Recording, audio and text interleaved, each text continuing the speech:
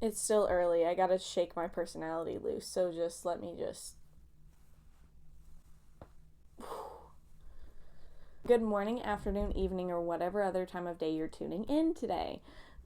That's a lot of today. That's a lot of the word day. Today, I am back with another book video. Y'all are like, It's been a month. What's wrong with you? However, I did do a DIY video, like shirt transformation thing, and that video has popped off, y'all. It's currently sitting at 1.2 thousand views and a little over 100 likes. So that's a record for me.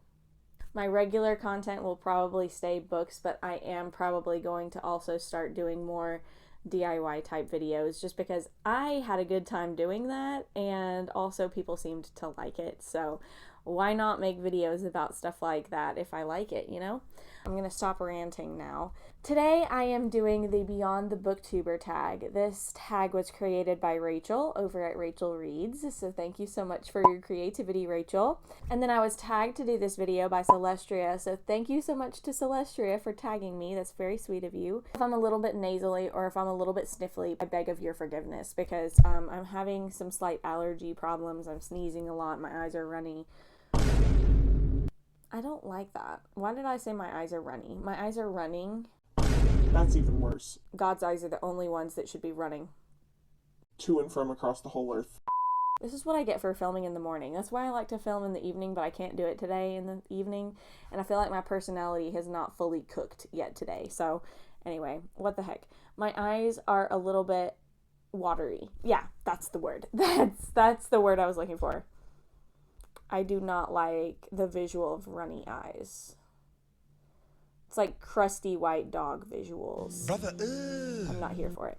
So the very first question in this tag is, what's your favorite book, series, genre, or author? Genre. Y'all. What's your favorite book, series, genre, or author? What's your favorite book, series, genre, or author? And author. Oh my gosh. Question 1 is, what is your favorite book, series, genre, and author? Are we talking favorite book of all time, or are we talking favorite book of the year? Because that's a cruel question to ask, Rachel. Like, my favorite book of all time, just one singular book? Thanks a lot, Rachel. Thanks a lot. I don't know the answer to that question because I feel like I can't answer that, but I will answer it for this year. So my favorite book from this year was Powerless by Lauren Roberts. I'm not going to talk too much about it here because I feel like I have talked about it a lot. So if you are interested, you can go and watch one of these other 2 videos that I've made where I literally rant about it for like 30 minutes. My favorite series of the year so far has been The Cruel Prince. It's really the only series that I have finished this year. I've started the Shadow and Bone series, but I still have not read the 3rd book, so that's where we are with that. If we're talking about series of all time, probably Narnia. I feel like that's a basic answer, but the Chronicles of Narnia has a deep place in my heart. It's a rooted place in my heart, and I will always cherish that. And my favorite genre is fantasy. Anything with dragons and princesses and sword fights and battles, and yeah. Give it all to me. That's my jam right there. And then my favorite author, I haven't read any Francine Rivers books this year, but I feel like that is my go-to like auto response answer whenever I'm asked this question is, who's your favorite author? Francine Rivers. Duh. I also really love Mary E. Pearson, and I also really love Ruta Sepetys. We're gonna go with that.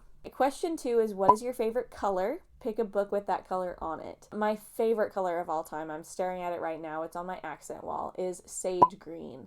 Like a warm, cozy sage green. That is my all-time favorite color. It's only been my favorite color for about 2 years. Before then, it was pale blue. To me, it represents growth and it represents warmth.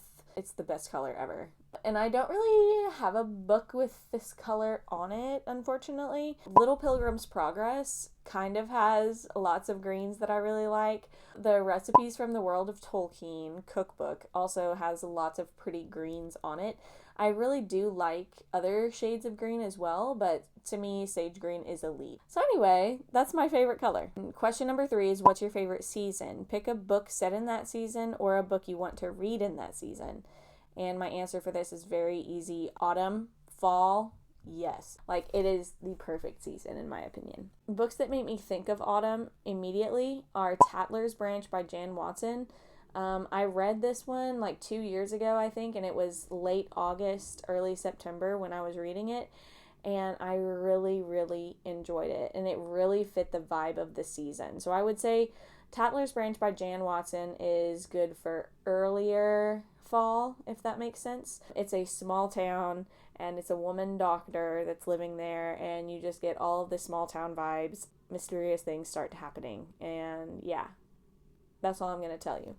I have a couple more. So Juniper Bean Resorts to Murder by Gracie Ruth Mitchell is also a really good one for fall. This girl returns home to her small town, and these mysterious things are happening, and there's a murder, so do keep that in mind.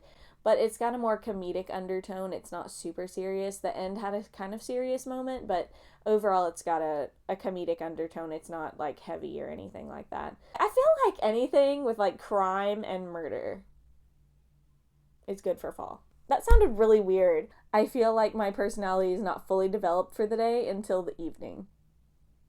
Does anybody else feel like that, or is that just me? Am I crazy?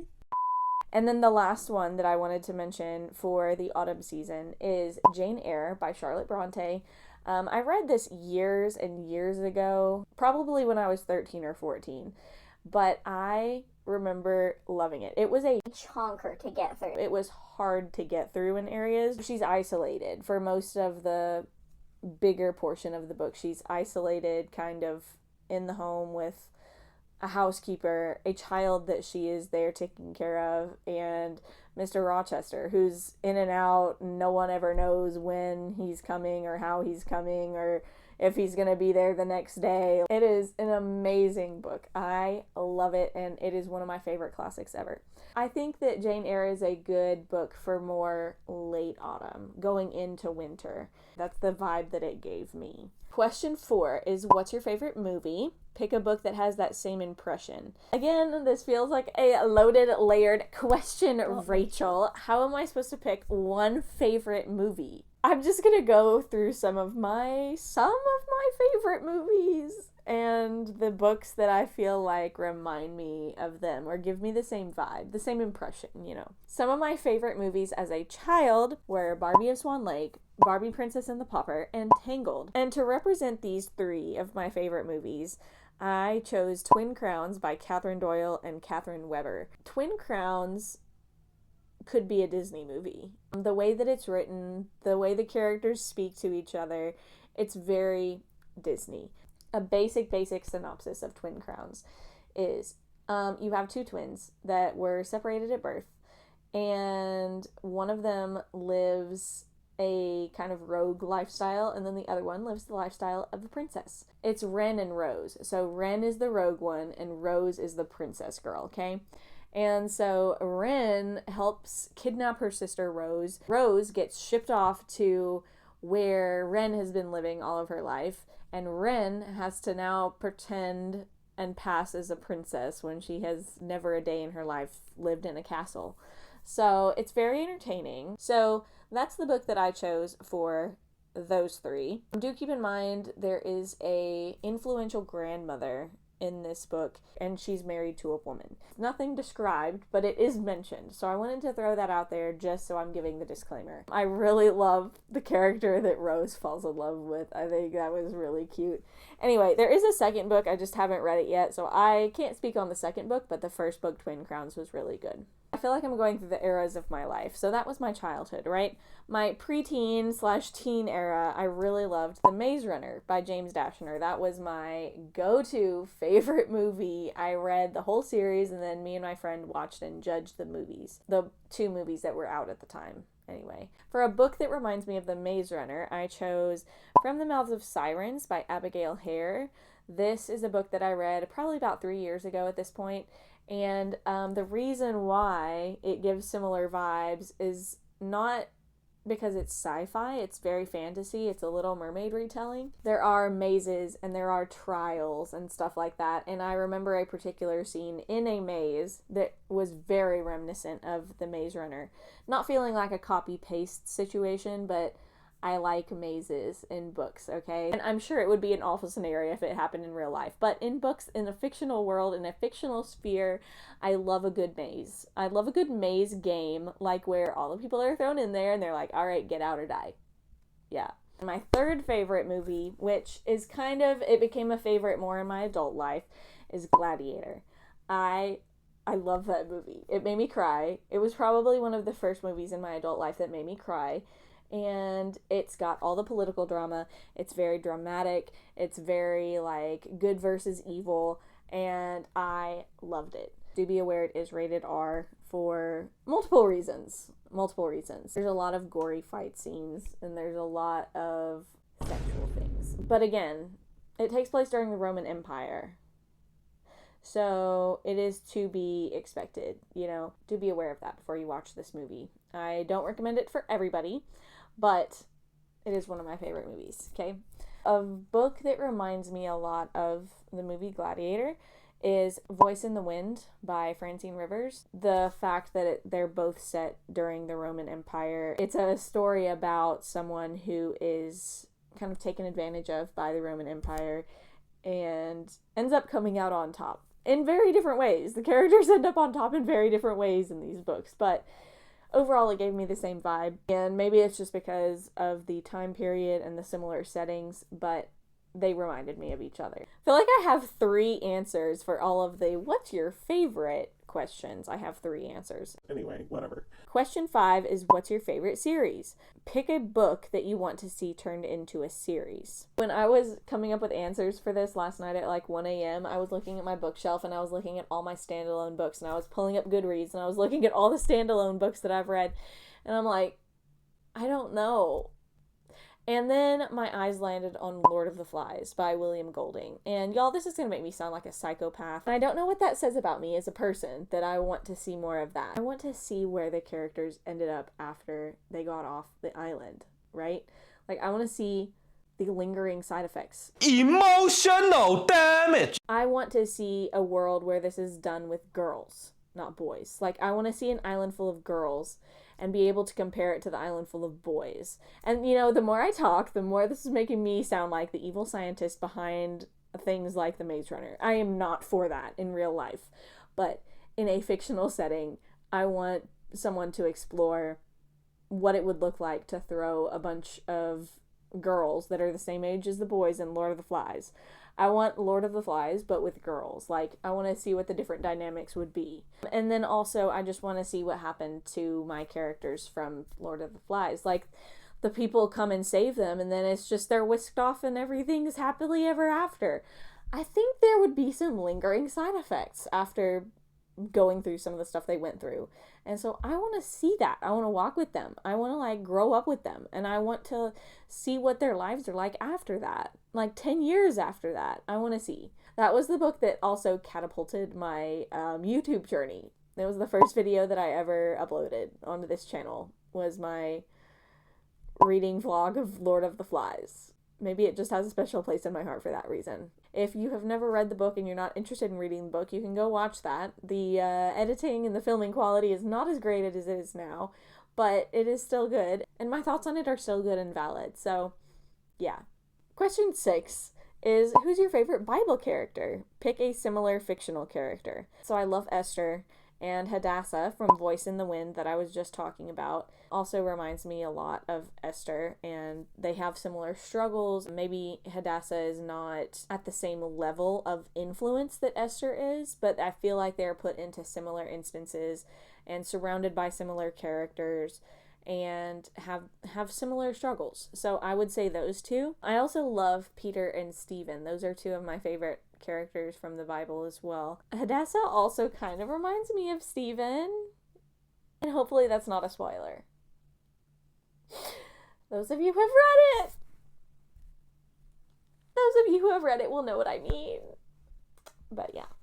Anyway, that's all I'm going to say on that before I reveal something I'm not supposed to. Question 7 is, what's your favorite food/dessert? Pick a book with food on the cover or a book with food that is heavy in the story. I had a really hard time coming up with an answer for this one. The Lion, the Witch, and the Wardrobe, I guess, by C.S. Lewis. Food is not heavy in that story, but it's definitely very influential in that story.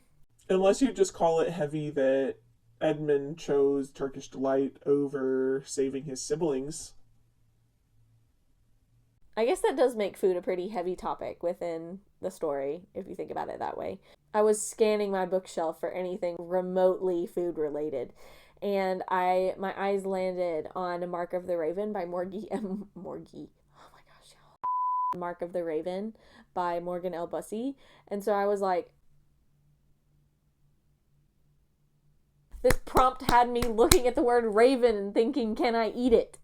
Also, just for food that I love, because that was within this question too.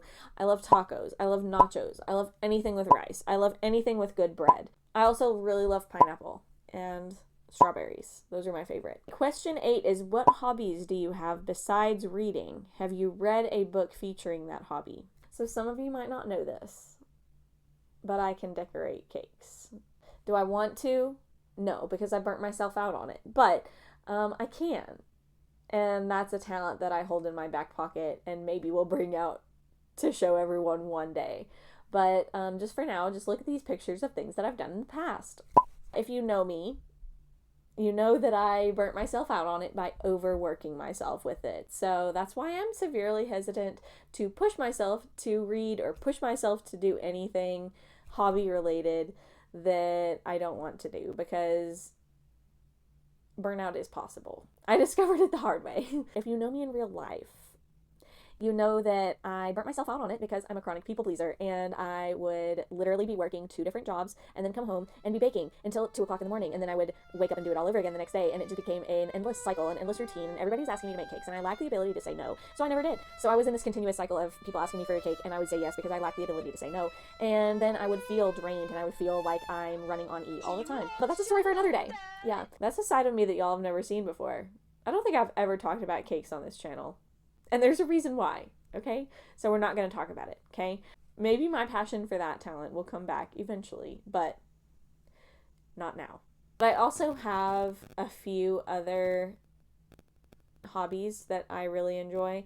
I got into journaling this year, which is a really big deal because I have kind of always wanted to be a scrapbooky, journaly type of person, and I never have been, and this is the first year that I have been. I'm looking forward to doing like a flip through at the end of the year just to show you my year overview. I think that'll be really fun. I also really love doing stained glass, but I can't think of any books that contain that hobby. I also really like writing. I would consider that a hobby of mine, but again, off the top of my head, I can't think of a book with writing in it besides like Anne of Green Gables or something. So does that count? We'll go with that, Anne of Green Gables. So question 9 is, who posted the last booktube video that you watched? Pick a book you saw on their channel that you loved or that you want to read soon. The answer to this question for me would be Christy A. Cole. I just watched this video of hers literally this morning, and I can't remember the title of it, but I know she talks about some really cool books in it. I've heard Christy and a few other booktube creators that I follow talk about books by Mary Meckham, and I was very skeptical of Mary Meckham until I read Assassin of Fire and Sacrifice. I buddy read this with Christy, Celestria, and Lindsay, and I loved it. I've been hearing Christy and other people talk about Becoming Hook and Hunting Sirens by that same author. And so I feel like those are 2 books that I would really enjoy, and I would like to delve into reading them one day. So question 10 is, tag someone. I tag You. You're tagged. If you want to do this, Do it. that's all for this video. I just want to take a second and thank y'all for watching. Sorry if my personality is a little bit whack. I blame it. I blame the morning, okay? I feel like this video was nothing but chaos, and I'm still gonna have to do extensive editing on it, but it's okay. It's okay. We're here. It's fine. I hope you all have an amazing rest of your morning, afternoon, evening, or whatever other time of day it is for you, and I shall see you next time. Goodbye.